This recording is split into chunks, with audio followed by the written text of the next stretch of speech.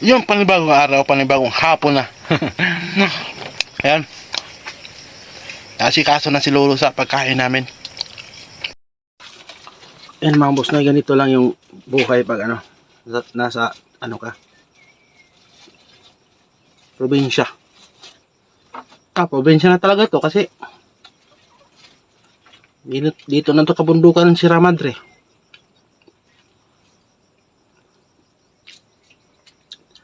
Yung tinulungan natin, doon yun sa kabila yun. Dito naman, parang nagsangay yung daan ba? Magkaiba ang ano, magkaiba ang daan. Pero, ayun, kasama lang yung kabundukan dyan. Hay mga boss na.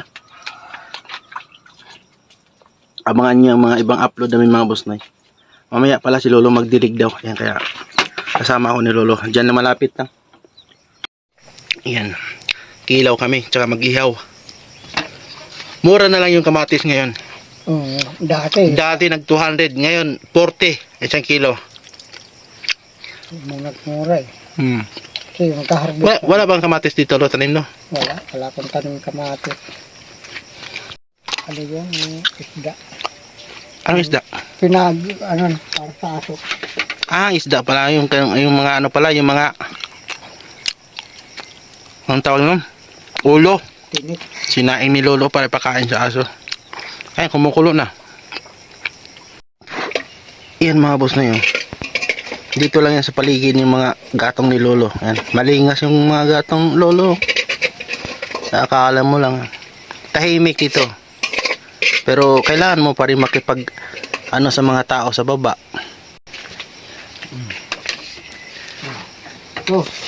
Oh. Kanin na. Meron na kanin kami oh. Yung sobrang kanin ni Lolo. Oh. Yan, buti na lang nandito na kami. Uos ang ulan. Nako, malamig to.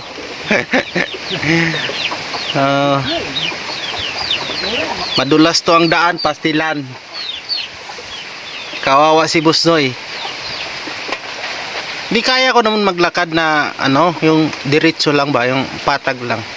Kahit malayo, ang problema lang kung ganyan ba, sobrang ano ba, di ka talaga makabilis ng lakad talaga. Buti nga ngayon hindi na masyado, di katulad dati hingal na hingal eh. Yan, di na makadilig si Lolo sa ano niya. May mga tanim pala si Lolong gulay dyan oh. Kasi umulan, you know. Ayan. Pero wala na yung mga batong. Ay, batong. Sitaw pala. Batong tuloy. Ayan. Dito tayo sa puno ng ano. Kahoy. Saging. Ganon din sa amin batong eh.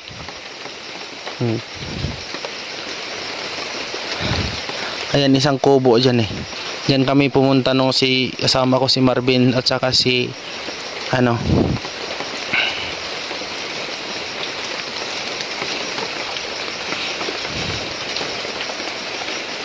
maliit pa yung ano, lemongrass o ano, tanglad. Sama ko si Junior pala yun. Kalimutan yung pangalan. Yan, walang kukuha dito sa lemongrass ni Lolo. Yan. Kasi walang kapitbahay. Dadalhin lang doon. Sigurado malamig to mamaya mga busnay. Yan. Kasi umulan. Pinakain yung manok ni Lolo Boy. Nagsianohan na. Baka malahian ng ano, Lo, no? Uy, may malaki ka pala dito, Lo. Mamalahian ng ano, Lo, ba? Labuyo, Lo. Ay, nag-away na. Ayan mga boss na, mag-ihaw na si Lolo. Maraming mga manok si Lolo dito. Maliit pa. Sa sunod na umakyat ako. Ayan. Yan ang paghandaan ko. Marami na siyang mga manok ko. Maliliit pa lang. Ayan. Yeah, pero ngayon dumami na ng manok ni Lolo. Pero kailangan talaga ano, bantayan kasi nako, maraming mga ano. Masukal na to ha, pero talagang dinadayo pa yung ano, mga manok ni Lolo pag ano ha. Ano talaga yung mga tao, no?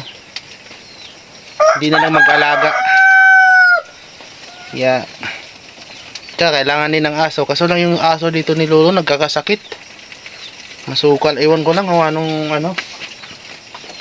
Pinakain naman ng umaga hapon, di ba? Kaya pati tanghali, kaya pakain ko to. Kasi ala ka sa lamok. Lamok. O ano ba?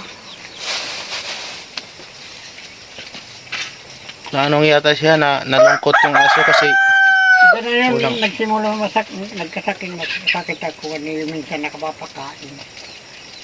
Pas maya pa to. yun lang. Kasakit talaga kung minsan pag hindi pa napakain.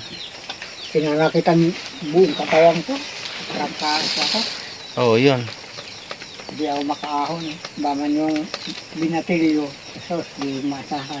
Buti siya hindi na ano, no, hindi nasira ang aso no na ano. Hmm. Yun, ayun, nagkasakit na apektuhan din kasi walang ano na kayang kinakain. Wala naman yan makain. Eh, 3 araw. Sus, Ang mga grabe. bata, isang araw lang ano, umahon.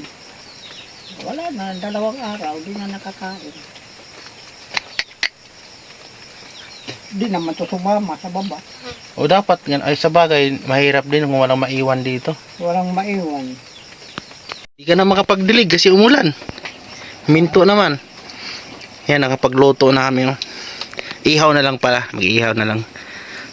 Wala kang ano, wala kang ihawan. Wala. Balutin mo sa akin yan. Balutin lang ng dahon.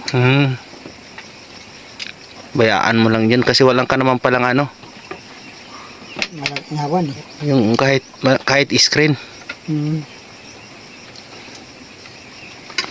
Ayang kinilaw oh.